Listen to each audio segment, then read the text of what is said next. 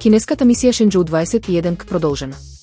Кинеските власти го продолжија престојот на екипажот во орбитата за уште еден месец со цел тестирање технологии за долгорочни летови.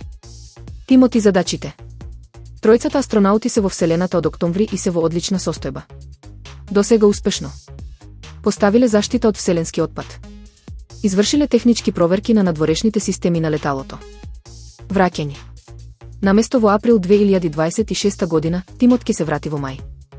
Дополнителното време ќе се искористи за нови научни експерименти фокусирани на одржливоста на животот во Вселената.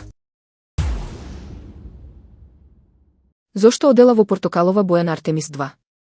Астронаутите од Артемис 2 носат портокалови одела наречени Орион систем за преживување. Оваа нијанса е избрана за максимална видливост при спасување од океан. Функција и безбедност. Контраст, меѓународната портокалова боја најлесно се забележува на сината морска површина. Итни случај, оделото нуди заштита до 6 дена доколку капсулата изгуби притисок. Опрема, секое одело има личен локатор, нож, свирче и светлосни сигнали.